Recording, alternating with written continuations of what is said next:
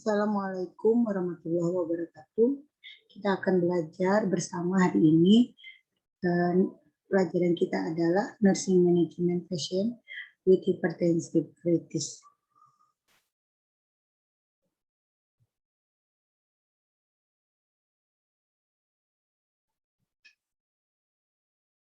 Krisis hipertensi atau keadaan darurat adalah peningkatan mendadak tekanan darah sistolik dan diastolik yang mengakibatkan kerusakan organ yaitu kardiovaskuler, ginjal, sistem saraf pusat yang memerlukan penanganan segera. Ini tahun 2003 ya. Istilah hipertensi urgensi digunakan untuk pasien dengan tekanan darah yang sangat tinggi tanpa kerusakan organ akhir yang akut. Jadi perbedaan krisis hipertensi dengan hipertensi adalah terletak dari kerusakan organnya. Bila tidak dengan kerusakan organ disebut urgensi. Bila sudah mengarah kepada kerusakan organ disebut dengan krisis hipertensi. Stadium hipertensi, pasien dengan hipertensi stadium 1, tekanan sistoliknya 140 sampai 159 dan diastolnya 90 sampai 99. Hipertensi stadium 2, sistoliknya 160 dan tekanan darah diastoliknya di atas 100. Kemudian pasien dengan sistoliknya lebih dari 179 dan tekanan diastolnya lebih dari 109 biasanya disebut hipertensi berat. Apa yang menjadi penyebab dari krisis hipertensi? Krisis hipertensi biasanya terjadi pada keadaan-keadaan sebagai berikut, seperti peningkatan tekanan darah yang tiba-tiba, hipertensi renovaskuler atau hipertensi pembuluh darah ginjal ya, kemudian glomerulus nephritis akut atau glomerulusnya mengalami peradangan, kemudian eklamsi. Penderita HT tidak atau dia sebagai penderita hipertensi tidak minum obat atau minum obat tapi tidak teratur. Trauma kepala, tumor yang mensekresi renin. Biasanya ini terjadi tumor di ginjal. Tanda dan gejala. Gejala dan tanda-tanda krisis hipertensi bervariasi dari pasien ke pasien. Sakit kepala, perubahan kesadaran, atau perubahan neurologis, vokal, terlihat pada pasien dengan ensefalopati hipertensi. Kemudian pada pemeriksaan fisik, pasien ini mungkin memiliki retinopati dengan perubahan arteriolar, perdarahan, dan eksudat, serta papil edem pada matanya. Manifestasi kardiovaskulernya, krisis hipertensi mungkin menyebabkan angina, infak, atau kegagalan ventrikel akut. Pada beberapa pasien, cedera parah pada ginjal juga dapat menyebabkan gagal ginjal akut dengan oliguri atau hematuri. Pada pasien hamil, peningkatan akut tekanan darah dapat berkisar dari proses penyakit yang ringan hingga yang mengancam jiwa. Gambaran klinisnya bervariasi, tetapi mungkin termasuk cacat di bidang penglihatan, sakit kepala parah, kejang, perubahan status mental, kecelakaan cerebrovaskular akut, kemudian nyeri perut, kuadran kanan atas yang parah, gagal jantung komunistik, dan oliguri.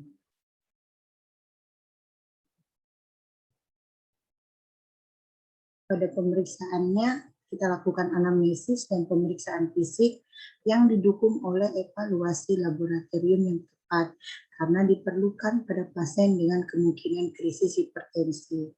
Riwayat hipertensi pasien dan kontrol tekanan darah sebelumnya harus dipastikan, seperti halnya riwayat ginjal, jantung, kemudian tekanan darah di kedua lengan harus diukur, jangan sebelah aja ya, tapi harus dua-duanya.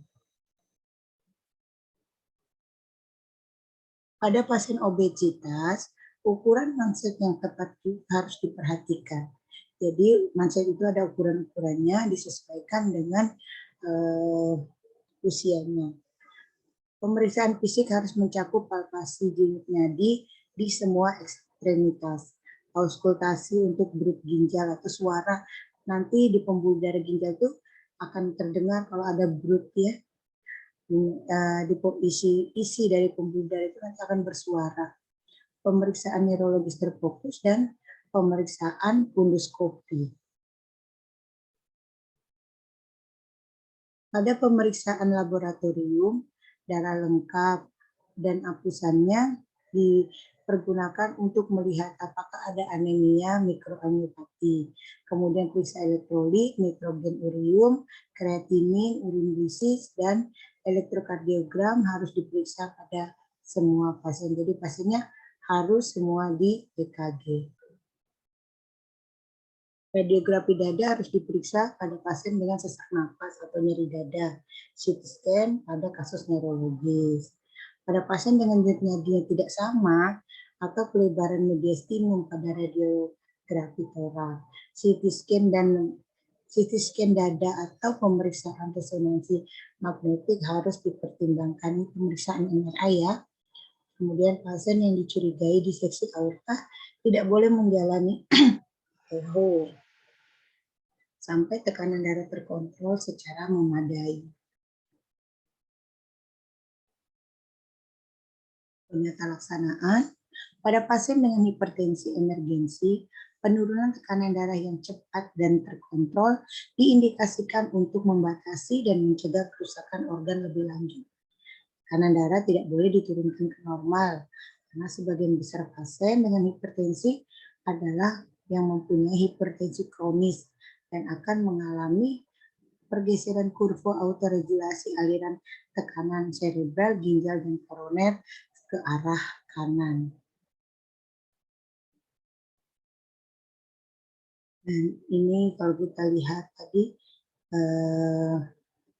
pergeseran kurva tadi, yang kita melihat di sini ada individu normotensi yang tensinya normal.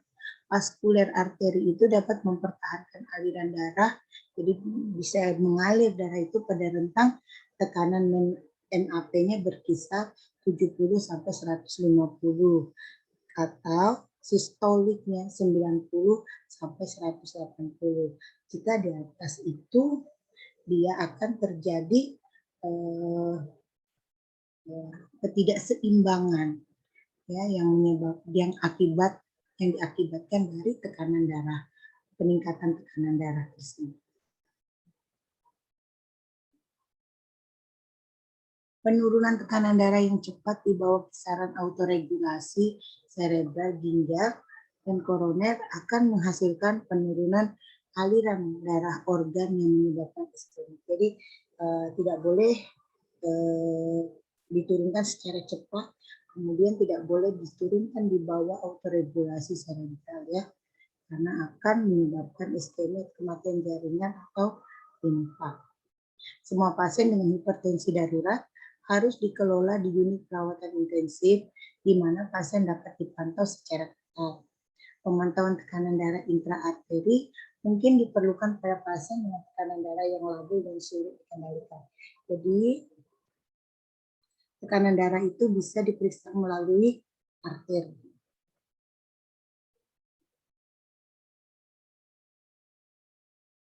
Jadi kita akan melihat di sini, saya akan bahas 3 patofisiologi dari krisis hipertensi. Adanya reaksi autoregulasi yang berlebihan, kegagalan autoregulasi, dan gangguan peredaran otak atau stroke.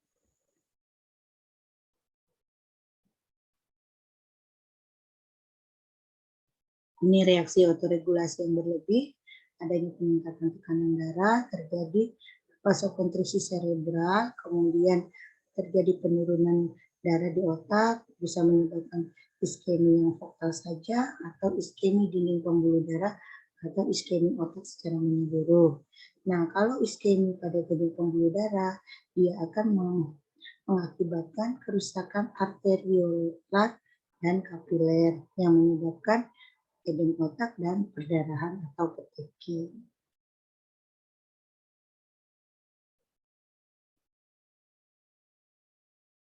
Kalau kegagalan autoregulasi, seperti ini.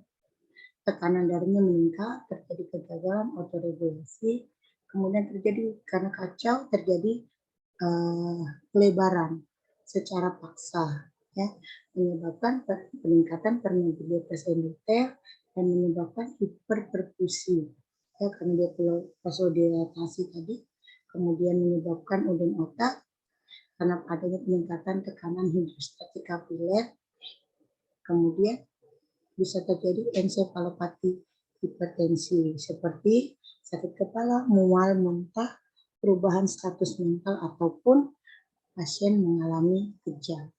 Jadi hati-hati kalau sudah pasien mengalami kejang biasanya prognosanya akan jelek. Gangguan perdarahan di otak seperti stroke hemoragik, ada perdarahan subarachnoid, pada perdarahan ini keluar darah dari pembuluh darah menuju ke permukaan otak dan tersebar dengan cepat melalui cairan LCS-nya di dalam ruang-ruang sekitar otak. Kemudian perdarahan seringkali berasal dari ruptur aneurisma di basa otak. Ya, umumnya PSA timbul spontan ya, disebabkan karena tekanan darah naik saat terjadi aktivitas. Gejalanya ya serangan mendadak, nyeri kepala hebat, didahului suatu perasaan ringan atau ada sesuatu yang meletus di dalam kepala. Kaku kuduk merupakan gejala spesifik, kemudian kesadaran dan fungsi motorik juga terganggu. CSS berwarna merah menunjukkan perdarahan dengan jumlah eritrosit lebih dari 1000 meter kubik.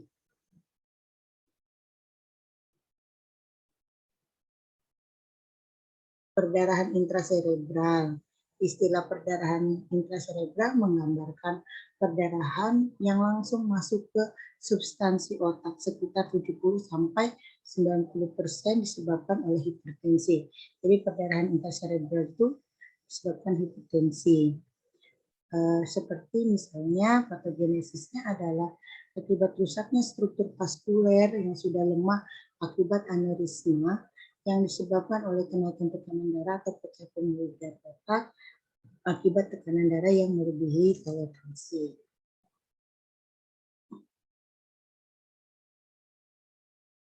Gejala dan tandanya merupakan manifestasi kenaikan tekanan darah seperti nyeri kepala, mual, muntah, epitaksis, penurunan daya ingat, penurunan kesadaran sampai koma akibat kegagalan otoregulasi atau kenaikan TIK akibat adanya hematom. Jadi hematom lebih dari 3 cm dapat menyebabkan penurunan kesadaran. Jadi ya, gejala kejang didapatkan 7 dari 11 kasus. Kaku kuduk, ya. Pada umumnya penderita mengalami kelemahan atau kelumpuhan seluruh badan kontralateral terhadap sisi lesi dengan refleks Babinski positif. Defisit motorik ini berkembang dalam beberapa menit sampai beberapa jam.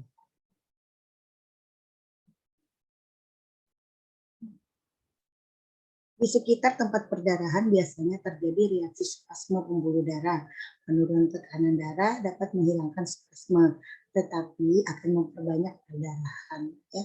Jadi kalau tekanan darahnya diturunkan, dia memang menghilangkan spasme atau kejang ya, tetapi akan memperbanyak perdarahan. Dalam hal ini, sebaiknya tekanan darah diturunkan hati-hati dengan selalu mengevaluasi keadaan neurologiknya. Prognosis tergantung dari luas kerusakan jaringan otak dan lokasi perdarahannya. Pengobatan sebaiknya menggunakan antihipertensi parenteral yang dapat dititrasi atau diberikan dosis paling kecil seperti nitroprusid.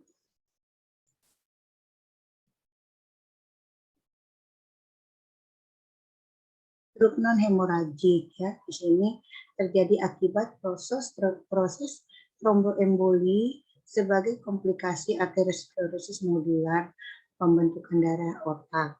Hipertensi hanya merupakan salah satu faktor risiko aterosklerosis di samping faktor risiko lain seperti hiperlipidemi dan diabetes mellitus. Jadi SNH ya, karena adanya infark atau kematian pada jaringan otak ya. Hipertensi dapat meningkatkan risiko aterotrombosit sampai 4 kali. Ini bisa dibaca.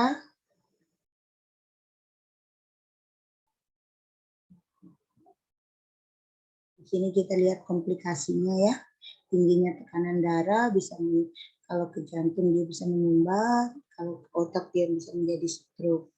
Ya, kegagalan atau kerusakan pembuluh darah di sini jika terjadi pada jantung dia menimbulkan serangan jantung, kemudian kalau dia terjadi di otak dia bisa menyebabkan aterosklerosis, kemudian pada ginjal juga dia bisa menyebabkan kegagalan ginjal, kemudian sudah pasti kegagalan aliran darah itu sendiri.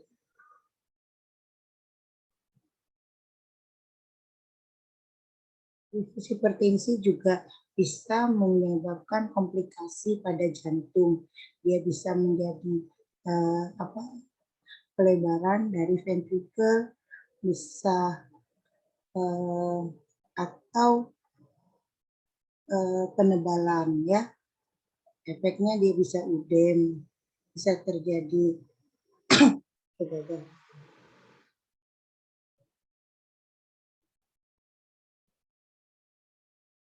Bila terjadi hipertensi krisis, bisa terjadi komplikasi pada otak. Misalnya akibat dari kerusakan endotel dari pembuluh darah itu bisa lepas, menyumbat ke otak, bisa menyumbat ke ginjal, bisa menyumbat ke arteri yang besar, ya. Jadi bisa menyebabkan nekrotik juga pada ekstremitas. Selain menyumbat di otak menjadi stroke. Ini komplikasi yang terjadi pada ginjal, kita melihat lesi aterosklerosis pada arteriol aferen dan eferen, ini pembuluh darah di ginjal, serta kapiler glomerulus adalah lesi vaskular renal yang paling umum pada hipertensi dan berakibat pada penurunan tingkat filtrasi, jadi penyaringan di glomerulusnya ya, dan fungsi dari tubulernya. Protein dan hematuria mikroskopik terjadi.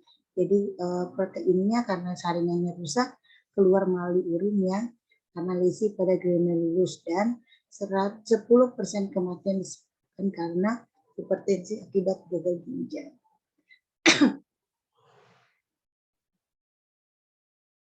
Bagaimana asuhan keperawatannya? Nah, masalah-masalah keperawatan yang mungkin muncul itu adalah gangguan perfusi jaringan berhubungan dengan oksigen ke otak menurun, perubahan pola nafas, berhubungan dengan penurunan ekspansi paru, penurunan cardiac output berhubungan dengan penurunan kardium, resiko injuri berhubungan dengan diplopia, ya, penglihatan ganda, gangguan mobilitas fisik berhubungan dengan kelemahan otot, dan intoleransi aktivitas berhubungan dengan kelemahan fisik. Tapi adik-adik juga bisa melihat asuhan keperawatan yang dari SDKI atau Mendanikmok.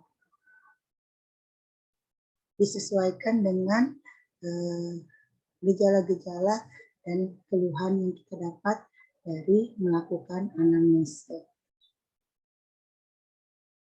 Sekian pemaparan materi kita, bisa kita lanjutkan nanti dengan tanya jawab. Terima kasih untuk perhatiannya.